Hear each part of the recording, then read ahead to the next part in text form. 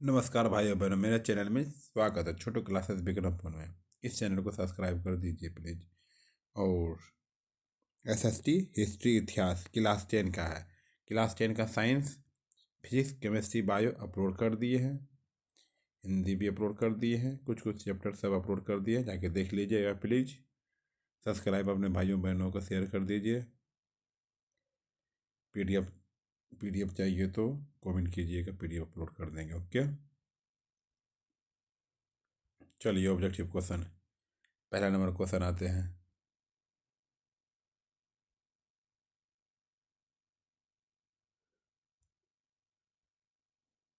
Italy तथा Germany वर्तमान में किस महादेश के अंतर्गत आते हैं? इटली तथा जर्मनी वर्तमान में किस महादेश के अंतर्गत आते हैं, बताइए।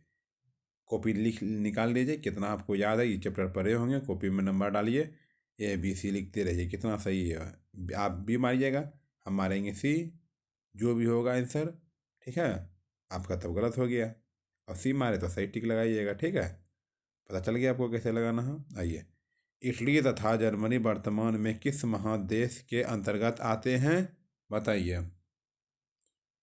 यूरोप के अंतर्गत आते हैं। किसके अंतर्गत आते हैं? यूरोप के अंतर्गत आते हैं।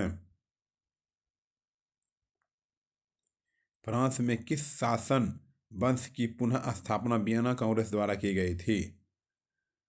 फ्रांस में किस शासन वंश की पुनः स्थापना वियना कांग्रेस द्वारा की गई थी? फ्रांस में किस शासन वंश की पुनः स्थापना वियना कांग्रेस द्वारा की गई थी, बताइए। बुर्बे वंश। ठीक है, चलिए।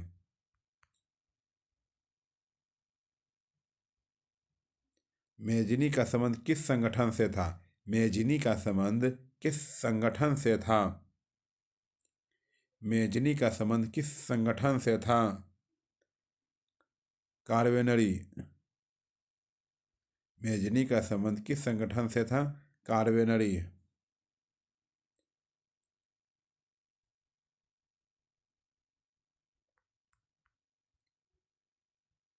इटली एवं जर्मनी के एकीकरण के विरुद्ध निम्न में से कौन था? इटली एवं जर्मनी के एकीकरण के विरुद्ध निम्न में से कौन था?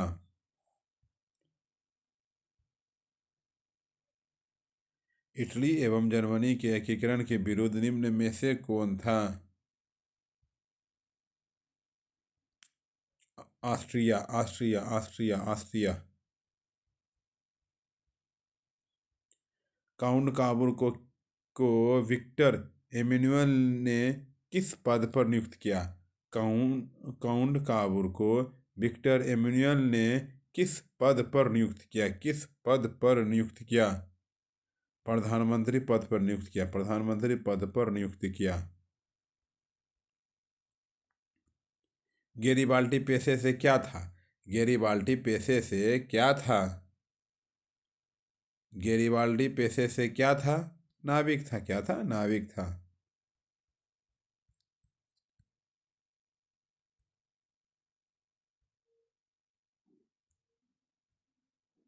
जर्मन राइन राज्य का निर्माण किसने किया था? जर्मन राइन राज्य का निर्माण किसने किया था, बताइए। जर्मन राइन राज्य का निर्माण किसने किया था? Napoleon Bonaparte. Napoleon Bonaparte. Napoleon Bonaparte. जालबेरिन कैसी संस्था थी? जालबेरिन कैसी संस्था थी? जालबेरिन कैसी संस्था थी? व्यापारियों की संस्था थी। किससे? ऐसी व्यापारियों की संस्था थी।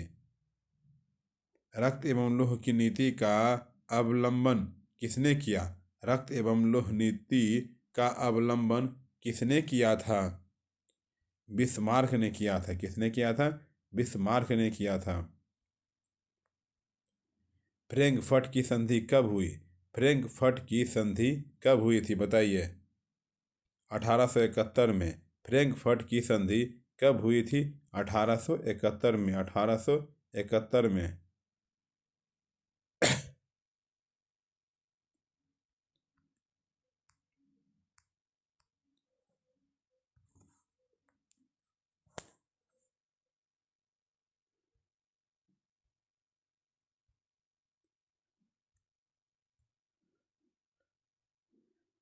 नेपल्स नेपल्स की क्रांति कब हुई? नेपल्स की क्रांति कब हुई? 1821 में।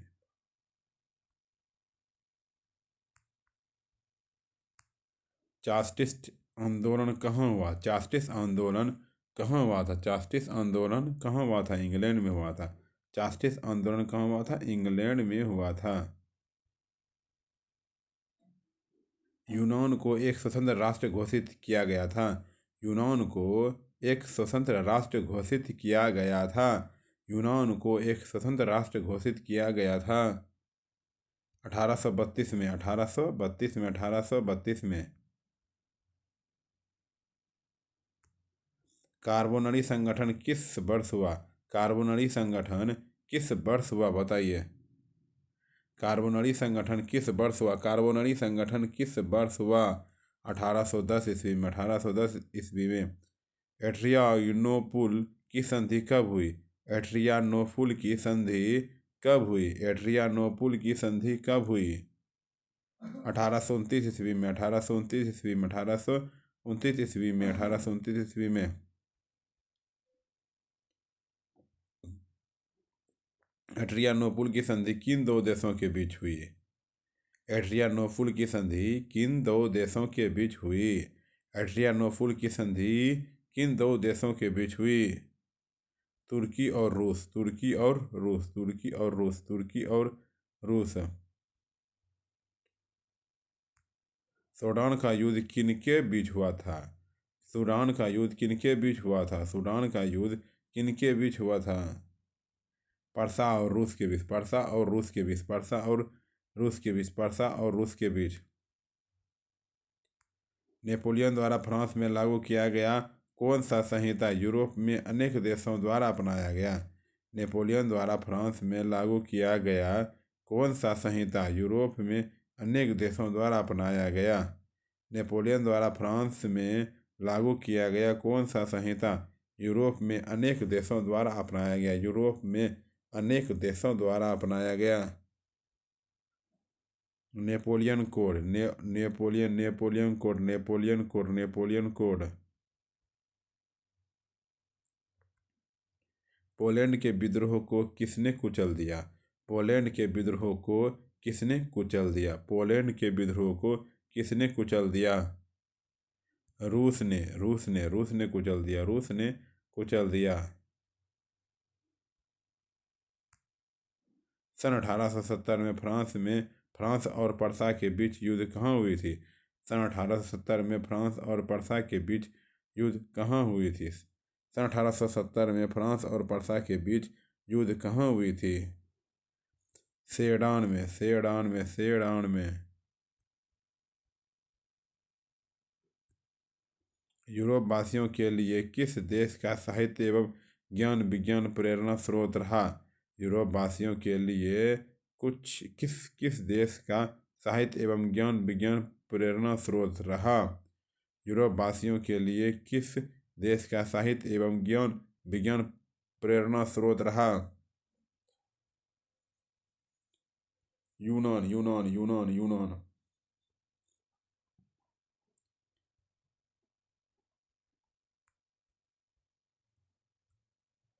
युवा इटली संस्था का विकास किसने किया? युवा इटली संस्था का विकास किसने किया? मेजिनी। युवा इटली संस्था का विकास किसने किया? मेजिनी ने किया। मेजिनी ने किया। बिस्मार्क निम्न में से क्या था? बिस्मार्क निम्न में से क्या था? बिस्मार्क निम्न में से क्या था?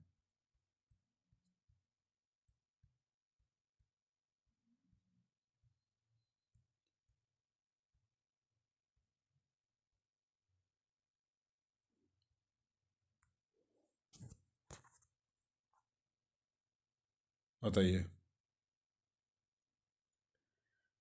कूटनीतिज्ञ। सार्डिनिया पीडमाउंट का शासक शासक कौन था? सार्डिनिया पीडमाउंट का शासक कौन था? सार्डिनिया पीडमाउंट का शासक कौन था? Victor Emmanuel. Victor Emmanuel. Victor Emmanuel. यूनानी स्वतंत्रता आंदोलन के दौरान कौन ब्रिटिश कवि शहीद हुए? यूनानी स्वतंत्रता आंदोलन के दौरान कौन ब्रिटिश कवि शहीद हुए? यूनानी स्वतंत्रता आंदोलन के दौरान कौन ब्रिटिश कवि शहीद हुए? कौन ब्रिटिश कवि शहीद हुए? कौन ब्रिटिश कवि शहीद हुए? Lord Byron, Lord Byron, Lord Byron, Lord Byron, Lord Byron. Zollverein की स्थापना किस राज्य में ने की? जोल्वेराइन की स्थापना किस राज्य ने की? जोल्वेराइन की स्थापना किस राज्य ने की? पर्सा ने की। किसने की? पर्सा ने की। हंगरी की भाषा क्या थी? हंगरी की भाषा क्या थी? हंगरी की भाषा क्या थी? हंगरी की भाषा मेंगियार थी। हंगरी की भाषा क्या थी? मेंगियार थी। हंगरी की भाषा क्या थी? मेंगियार। हंगरी की भाषा मेंगियार थी। यूनान के स्वतंत्रता संग्राम में किसकी पराजय हुई? यूनान के स्वतंत्रता संग्राम में किसकी पराजय हुई? यूनान के स्वतंत्रता संग्राम में किसकी पराजय हुई? तुर्की की पराजय हुई। किसकी पराजय हुई? तुर्की की पराजय हुई। तुर्की की पराजय हुई। मारियान किस देश के राष्ट्रवाद का प्रतीक थी? मारियान किस देश के राष्ट्रवाद की प्रतीक थी? मारियान किस देश के राष्ट्रवाद की प्रतीक थी? फ्रांस की प्रतीक थी। कहाँ की प्रतीक थी? मारियान किस देश के राष्ट्रवाद की प्रतीक थी? मारियान किस देश की राष्ट्रवाद के प्रतीक थी? मारियान किस देश के राष्ट्रवाद की प्रतीक थी? बताइए। फ्रांस की थी। यूरोपीय सभ्यता का पालना किसे कहा जाता है? यूरोपीय सभ्यता का पालना जो है किसे कहा जाता है? यूरोपीय सभ्यता का पालना किसे कहा जाता है? यूनान को, यूनान को, यूनान को, यूनान को, यूनान को।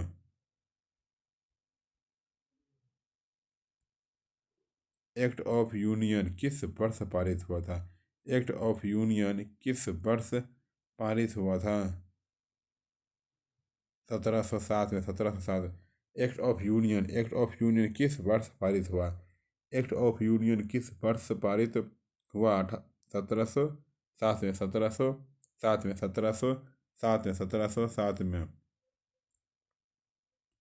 1789 फ्रांसीसी क्रांति के समय कहाँ वहाँ किस राजवंश का शासक था? 1789 की फ्रांसीसी क्रांति के बाद 1789 फ्रांसीसी क्रांति क्रांति के समय वहाँ किस राजवंश का शासक था? समय वहाँ किस राजवंश का शासक था? वहाँ किस राजवंश का शासन था? बुर्बो, बुर्बो, बुर्बो।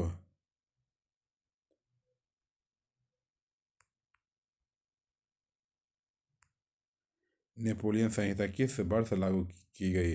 नेपोलियन संहिता किस वर्ष लागू की गई थी? नेपोलियन संहिता किस वर्ष लागू की गई थी?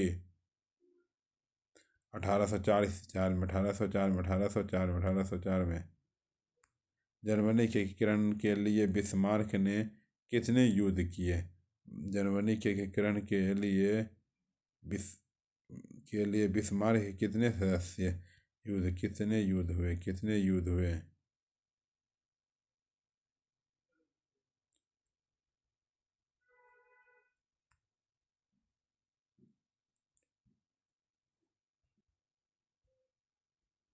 देखिए 3 हो गया। ठीक है, 3 है। वियना कांग्रेस में कौन राष्ट्र सम्मिलित नहीं था? वियना कांग्रेस में कौन राष्ट्र सम्मिलित नहीं था? जर्मनी, जर्मनी में। जर्मनी में। जर्मनी में। जर्मनी में। वियना कांग्रेस में पवित्र संघ की योजना किसने की थी? वियना कांग्रेस में पवित्र संघ की योजना प्रस्तुत हुई थी। पवित्र संघ की योजना प्रस्तुत की थी। पवित्र संघ की योजना प्रस्तुत की थी। योजना प्रस्तुत की थी। योजना प्रस्तुत की थी। रूस ने प्रस्तुत की। रूस ने प्रस्तुत की थी।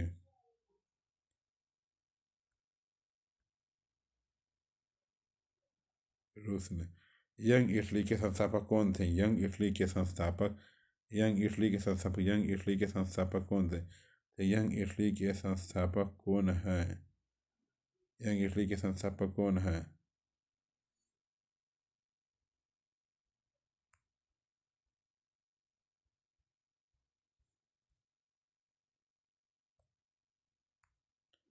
Mazzini, Mazzini. फ्रांस के किस राजा ने कहा था डैश अंग्रेजी राजा की भांति शासन करने की अपेक्षा लड़की काटना अधिक पसंद करूंगा? लकड़ी लकड़ी लक लड़की लड़की काटना अधिक पसंद करूंगा। चार से दसम, चार से दसम, चार से दसम, चार से दसम, चार से दसम।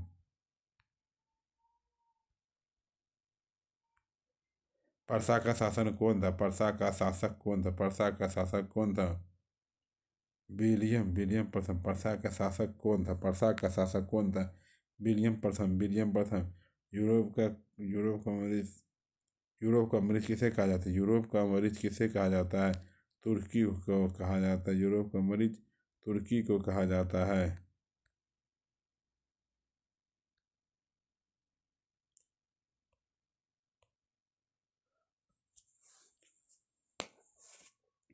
अब short question, short question, short question. चलिए। राष्ट्रवाद किसे कहते हैं? राष्ट्रवाद किसे कहते हैं? राष्ट्रवाद किसे कहते हैं? अपने देश के प्रति प्रेम की भावना को राष्ट्रवाद कहते हैं। राष्ट्रवाद किसे कहते हैं? अपने देश के प्रति प्रेम की भावना को राष्ट्रवाद कहते हैं। प्रेम की भावना को वो राष्ट्रवाद कहते हैं। मेजिनी कौन था? मेजिनी कौन था? मेजिनी कौन था? मेजिनी कौन था? मेजिनी कौन था? मेजिनी साहित्यकार, गणतांत्रिक विचारों का समर्थन और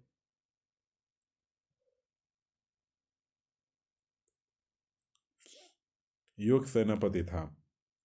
मेजनी साहित्यकार, गणतांत्रिक विचारों का समर्थन और योग सेनापति थे। योग सेनापति था। मेजनी का संबंध गुप्त दल कार्बनरी से था। मेजनी का संबंध गुप्त दल कार्बनरी से था। मेजनी ने यंग इंडिया और यंग यूरोप की स्थापना की थी। मेजनी ने यह इटली और यंग यूरोप की स्थापना की।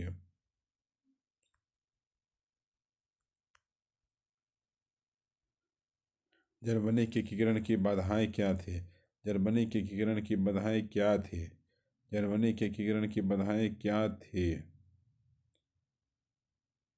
जर्मनी के एकीकरण की निम्नलिखित थी। जर्मनी लगभग 300 छोटे छोटे राज्यों में विभाजित हुआ था। यहाँ यहाँ राज्यों में राजनीतिक, सामाजिक एवं धार्मिक विषमता।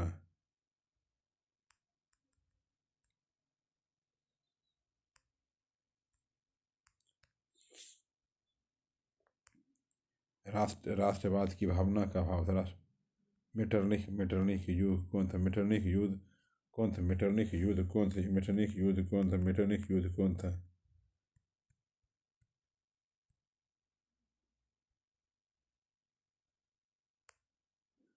मेटरनिख ने 1815 से 1848 तक ऑस्ट्रिया में शासन किया। इसी काल को मेटरनिख चुनी या मेटरनिख मेटरनिख युग के नाम से जाना जाता है।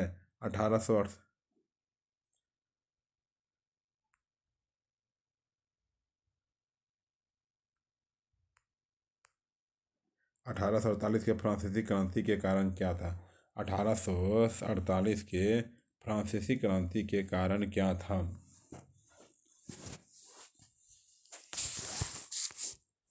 1848 के फ्रांसीसी क्रांति के कारण क्या थे? 1848 के फ्रांसीसी क्रांति के निम्न कारण थे। लुई फिलिप की कमजोर एवं उदार उदारवादी नीति का होना। लुई फिलिप की कमजोर एवं उत्तरदायी नीति का होना। लुई फिलिप की असफल विदेशी नीति का होना। लुई फिलिप की असफल विदेशी का होना।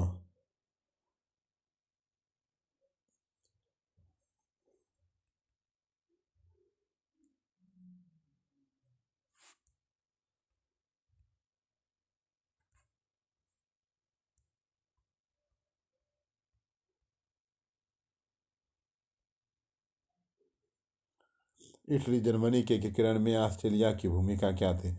इटली एकीकरण के इटली जर्मनी के एकीकरण में ऑस्ट्रेलिया की भूमिका क्या थी? जर्मनी के एकीकरण में ऑस्ट्रेलिया की भूमिका क्या थी? इटली और जर्मनी के एकीकरण में ऑस्ट्रेलिया बाधक बना हुआ था। इटली और जर्मनी के एकीकरण में ऑस्ट्रेलिया बाधक बना हुआ था। तो इसलिए 1830 की क्रांति के बाद इटली में जो नागरिक आंदोलन शुरू हुआ उसे ऑस्ट्रेलिया के चांसलर मेटरनिख ने दबा दिया, जिससे इटली का एकीकरण रुक गया। इटली जर्मनी के एकीकरण की ऑस्ट्रेलिया की क्या भूमिका थी? इटली और जर्मनी के एकीकरण में ऑस्ट्रेलिया बाधक बना हुआ था। इटली 1830 की क्रांति के बाद इटली में जो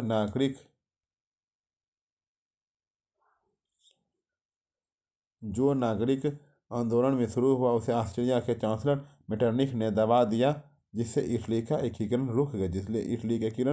रुक गया। जर्मनी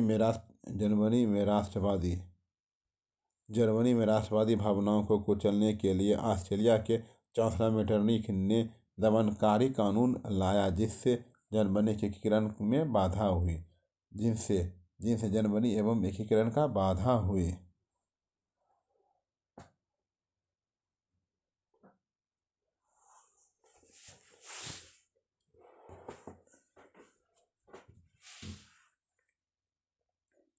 चलिए, वियना कांग्रेस की दो प्रमुख उपलब्धियां बताएं। वियना कांग्रेस की दो प्रमुख उपलब्धियां बताइए। वियना कांग्रेस की दो प्रमुख उपलब्धियां निम्न हैं।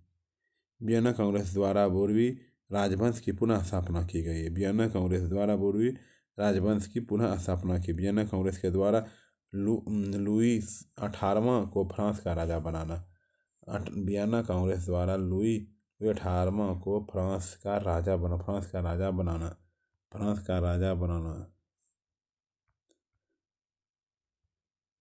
गैरिबाल्डी के कार्यों की चर्चा करें। गैरिबाल्डी के कार्यों की चर्चा। गैरिबाल्डी को मानना था कि इटली के एकीकरण युद्ध के बिना संभव नहीं है, इसलिए उन्होंने आकर्षण की नीति।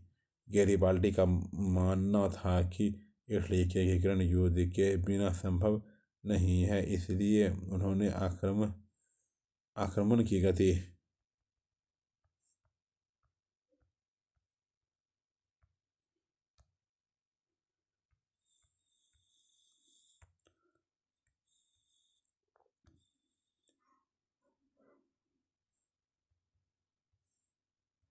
अपनाई। लाल कुर्ती और स्थानीय किसानों की सहायता से सिलसी और नेपल्स पर अपना अधिकार कायम किया, इन्हें सर्टनालिया में मिला लिया। गैरिबाल्डी पोप पर भी आक्रमण करना चाहता था, परंतु काउंट काबूर ने इसकी अनुमति नहीं दी।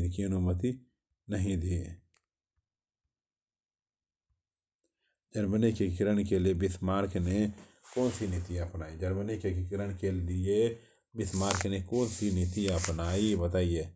बिस्मार्क जर्मनी के एकीकरण के लिए सैन्य शक्ति के महत्व को समझता था। बिस्मार्क जर्मनी के एकीकरण के लिए सैन्य शक्ति के महत्व को समझता था, इसलिए उन्होंने रक्त और लोहे की नीति को अपनाया। उन्होंने रक्त और लोहे की नीति को अपनाई। आइए लॉन्ग क्वेश्चन पे आते हैं।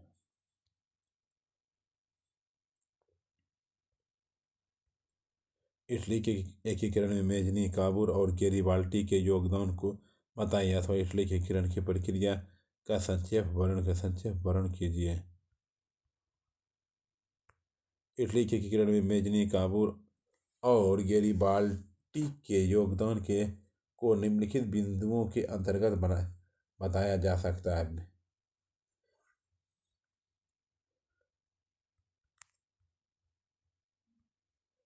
इटली के एकीकरण में मेजनी का योगदान। इटली के एकीकरण में मेजनी का काफ़ी महत्वपूर्ण योगदान है। मेजनी ने इटली के एकीकरण की बौद्धिक पृष्ठभूमि निर्मित की थी। उसने कार्बोनरी 1810, यंग इटली 1831 ईस्वी में, संघ यूरोप 1834 जैसी क्रांतिकारियों संख्याओं का स्थापित कर इलायची भाषा लोगों के एकीकरण हेतु बौद्धिक धर्म से तैयार किया गया। इसी कारण से चलकर बाद में इटली का एकीकरण संभव हो गया।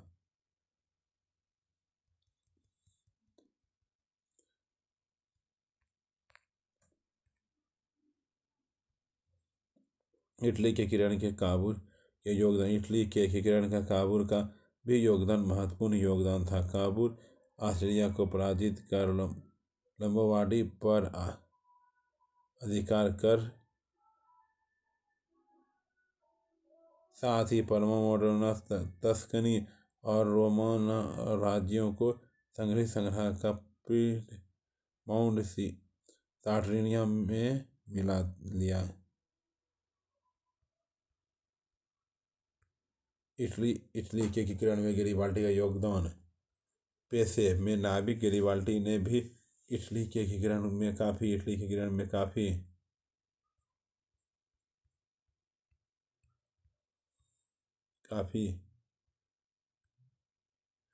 महत्वपूर्ण भूमिका निभाई थी। उसने 10,000 स्वयं सेवक नवयुवकों को लाल कुर्ती सेवा की मदद में नेपल्स तथा सिसिली नामक 2 राज्यों को जीत कर अपना राजा विक्टर एनुअल द्वितीय को सौंपा था। यह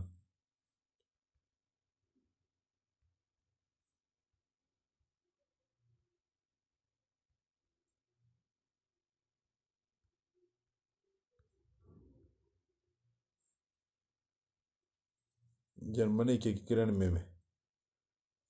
एकीकरण में बिस्मार्क की भूमिका का वर्णन करें। जर्मनी के एकीकरण में बिस्मार्क की भूमिका को निम्नलिखित बिंदुओं के अंतर्गत वर्णित किया जा सकता है। 1862 में वर्सा के चांसलर प्रधानमंत्री बनने के बाद बिस्मार्क ने रक्त और लौह नीति तथा अनिवार्य सैन्य सेवा लागू और वर्सा के आर्थिक तथा सैन्य शक्तियों को किया। दूसरा, 1864 में ऑस्ट्रिया के साथ मिलकर डेनमार्क शासित 2 राजकेंद्र शासित 2 सेल्सब्रिग और होल्सब्रिग पर अधिकार किया। 1865 में बिस्मार्क ने फ्रांस के साथ तटस्थता की संधि तथा इटली के साथ सैन्य सहयोग की संधि की। 1866 में ऑस्ट्रिया के साथ सोडोवा का युद्ध लड़ा गया।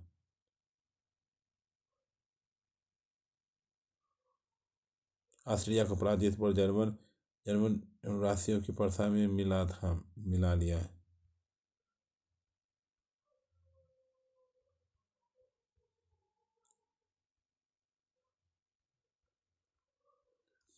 राष्ट्रवाद के उदय के कारणों और प्रभावों की चर्चा करें। राष्ट्रवाद के उदय के कारणों और प्रभावों की चर्चा करें। राष्ट्रवाद के उदय के कारण और प्रभाव की चर्चा करें। कितना नंबर? राष्ट्रवाद के उदय के निम्नलिखित कारण कौन से थे? कारण इस प्रकार हैं। पूर्ण जागरण के कारण यूरोपियन लोगों में तर्कवाद और मानववाद का जन्म दिया। पूर्ण जागरण के कारण यूरोपीय लोगों में तर्क और मानववाद का जन्म हुआ, जिससे वैज्ञानिक सोच उत्पन्न हुए और औद्योगिक क्रांति में पृष्ठभूमि निर्मित हुई। औद्योगिक क्रांति के कारण मध्यस्पर्म का जन्म हुआ। मध्यम वर्ग उदारवादी विचारों से प्रभावित था।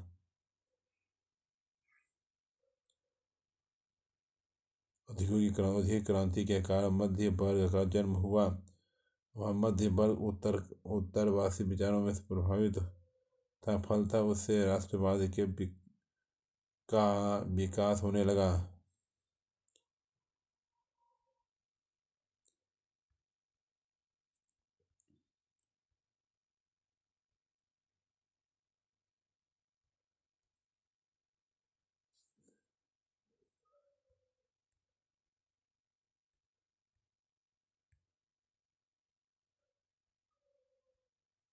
यूनानी स्वतंत्रता आंदोलन का संक्षिप्त विवरण दे।